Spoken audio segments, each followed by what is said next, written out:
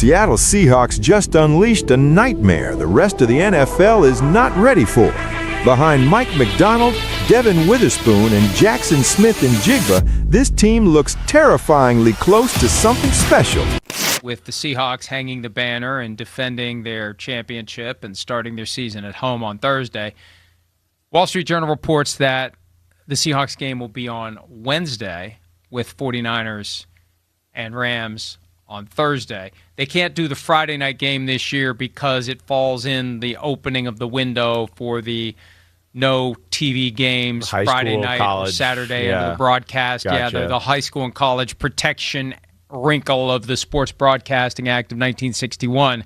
So, NBC will start the season on Wednesday night, September 9, not Thursday night, with to be determined at the Seahawks. Yeah, could be what? Cardinals, Cowboys, Giants, Bears, Chiefs, Chargers, or Patriots. So, I mean that because I was going to say, or it could have been the Rams, but as we know, the Rams might be doing the Australia thing. Can't be the Rams or the 49ers. Right. So, I would love to see like the Bears or the Chiefs go up there. That would be kind of cool. I don't want to see a Super Bowl rematch. I do not want to see the Patriots and Seahawks just end one season and start it again. I don't like when they do that. So, yeah, to me, it's like the up-and-comers. The Bears, the Chiefs always, just because, again, we know they're a big draw, and we'll see if they can turn it around this year. The Chargers would be another one that I'd be excited to see there on a Wednesday night for sure. Well, you don't want the G-Men. You don't want to see them get their asses kicked in Seattle. Nope. I want us to ease in. John Harbaugh. I would like John Harbaugh against Mike McDonald. I don't want to see that right away. I don't want to see that. I'd like us to get in, a little slower, a little easier. Can we play the Jets the first game? That's what I want, or something like that. All right. So we'll see where it goes. But, I agree with you. Yeah. I don't want a Super Bowl rematch ever. I want them to change the opponent formula so the Patriots and Seahawks don't have to play again this year. I don't want to see that game at any point. Stick that one at 4:05 Eastern kickoff on a regional Sunday. The hell with that game. We've seen that one. Hopefully it could be a little more exciting this next time around. But I will say, and just going on to why we're here, I'm still amazed that the NFL is going to make two of the better teams in the league play in Australia to start the season. I mean, you want to talk about tough. I mean, that's tough. That really is. Yeah, I know it's about the money. It is. But, yeah, to start there, like you've heard me say before, that can be a game-changing type of, season-changing type of first game there where you get knocked out of whack because of the time change and getting used to it, and it takes you a few weeks to get back in order. Oh, I know, but they don't care. No, they're going to play where they want, when they want, how they want, and there's going to be 16 international games per year under the new CBA. They will get what they want and get used to it. Get used to all these faraway locations for NFL games. Well, let's get to the NFL for a sec, because we have Jeremy Fowler here. The Seahawks picked up the fifth-year option on wide receiver Jackson Smith and Jigba, expected to be worth close to $24 million. Also opens the door for an extension with the 24-year-old.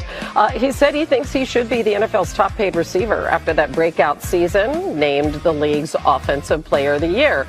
Same division, different situation. Niners not exercising the $10 million option bonus on their star left tackle Trent Williams, according to Shefty. Despite ongoing talks, they have not found common ground on a new deal.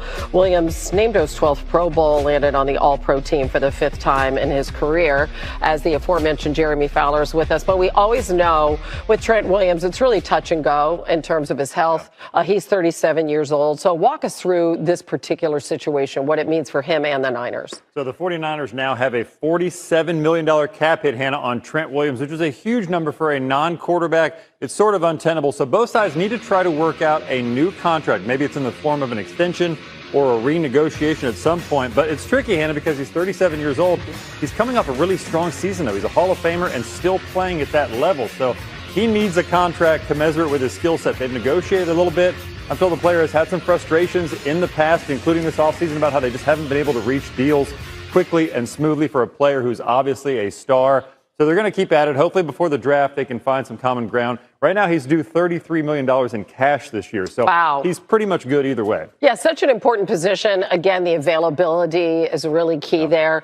Let's go to the Seahawks and some young guys, all right? So you're exercising a fifth-year option for Devin Witherspoon and JSN. How does that impact Seattle potentially down the road? So this is by design, Hannah. Seattle was not active in free agencies because they want to pay those young stars. Jackson Smith and Jigba now is locked into about $24 million in 2027. Devin Witherspoon around $21 million in 2027. So they're under contract for 2 years regardless, but they want to get extensions done with these guys, get ahead of it a little bit because the money's going to be massive. Eventually, they're probably going to be paying these two players $75 to $80 million a year on new deals on average. That's just what the market bears. They're worth it, so they want to take care of those guys. They lost a lot of key players in free agency, re-signed a few. They're trying to be judicious as to how they do it. They're going to start with those two guys, keep them long-term eventually, and then build around them. Are they going to beat the Seattle Seahawks team? I'd like to say I don't think anybody was going to be beating that Seattle Seahawks defense. I think what that Seattle Seahawks defense proved, just like what the Philadelphia Eagles defense proved last year, it's like if you can get home with 4 and they can wreck the game, you can win anything. You can win the Super Bowl. And the Seattle Seahawks primed and poised to go ahead and do this for the next 4, 5, 6, 7, 8, 10, 20. Is McDonald going to forget how to call defense? Is he going to get worse at leading and speaking to the team? I don't think so. Or is he only going to get better? Is the culture only going to continue to grow? Schneider, this guy, unbelievable general manager, says, Pete Carroll, get out of my face. Pete Carroll came in and said, I want his job. I think this is how we win. We can compete. We got to do this. We can do this. Schneider said, sweet, cool. Can we please get this old man out of here? Okay, you had a hell of a run. We appreciate it. Jody Allen, cool seeing her up there celebrate. Yeah. I know nothing about her. She has no anonymous sources. She has no leaks in her. She is lock and key, basically, whenever it comes to ownership. We don't hear nothing. Now, is that because of how far away they are? Potentially. But it doesn't feel like they're ever working any angle. So watching her celebrate and give credit to everybody in the 12s, it was like magical night for Seattle. And we might be looking at the next dynasty. We're talking about the Patriots being back to building a dynasty.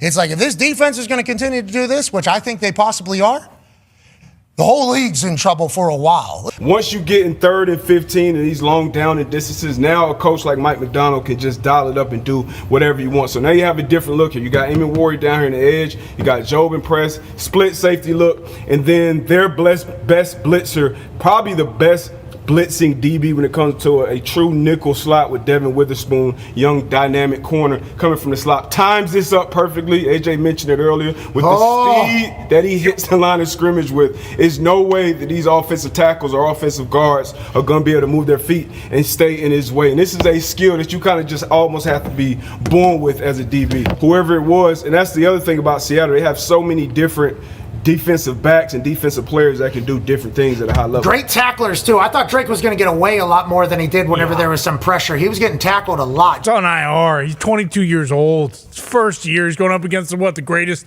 scheme in the history of football. We're not making excuses, people. We're not doing that. He had torn MCL. How are you supposed to hate? We're not doing that. Hate? So should someone else been playing it? No, or maybe we throw 6 linemen in though, Tony. That's not a bad idea. Well, maybe a little assistance, maybe with some big bodies out there. Certainly, if help. Torn MCL is going to be tough to hit. That's going to be tough to do. I honestly, I think we just found out through the conversation with Jack Collinsworth that it was officially a torn MCL. Because remember, he had the towel over his head and the whole thing happened. I thought his whole knee exploded when it first happened, like it was torn everything, and it was just MCL. But I mean, to D-Butt's point, you don't make excuses. But it is going to be pretty damn hard to, as AQ would say, re-anchor yourself when you're getting bull rushed over and over again. But, that's Monday morning offensive line coach. Yes, it is. And now let's do a little more Monday morning defensive coordinator with DB. What's next? So the last one was a 6-man pressure on 3rd and long, an obvious pass situation. If you run it back again, this is when they like to bring their pressures. Obvious passing situation. Now this is the scoring time. It's 22-7, 4:37 on the clock in the 4th quarter. 1st and 10. So, DBs, you're playing with a ton of depth. And once again, Devin Witherspoon with a great disguise, great timing, hitting this, rush it, boom.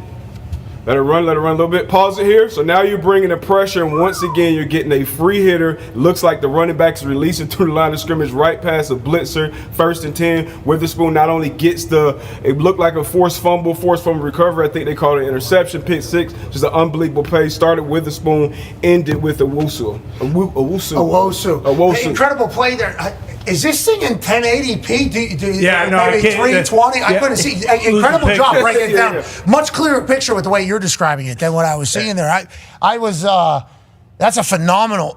Incredible breakdown of what we need to see. I don't know if anybody can see it. It looks incredible on TV. Got it from the replay. Let me see it from the replay. Yeah, I think it looks incredible. No.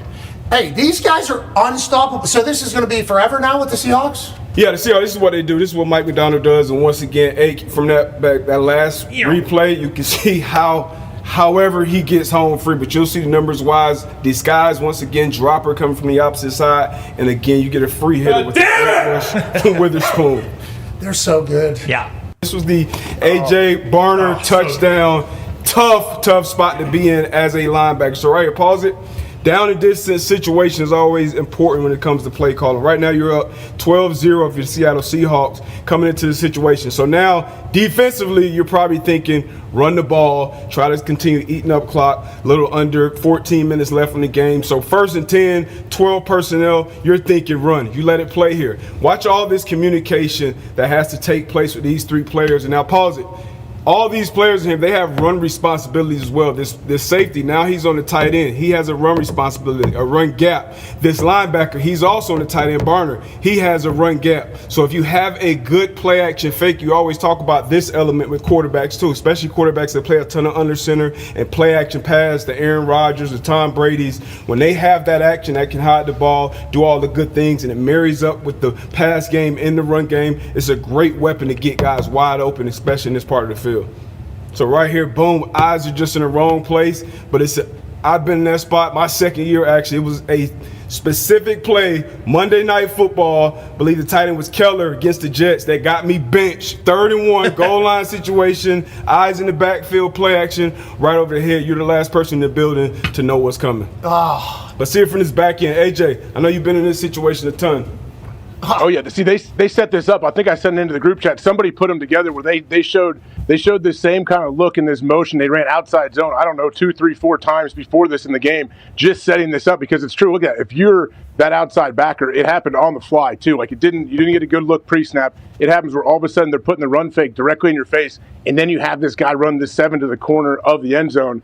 It just puts you in peril because you can't really play the run as physical as you'd like, and you have to play the pass here because this is what happens. It's just a beautiful play call, and they set it up throughout the game, but they also set it up because they were successful running the ball. Yo, mic check 1 to 2, -1, -2. Game over for this video, folks. Smash that like button, drop a comment, and subscribe to stay in the huddle for more. This is NFL Madness, bringing the heat and signing out.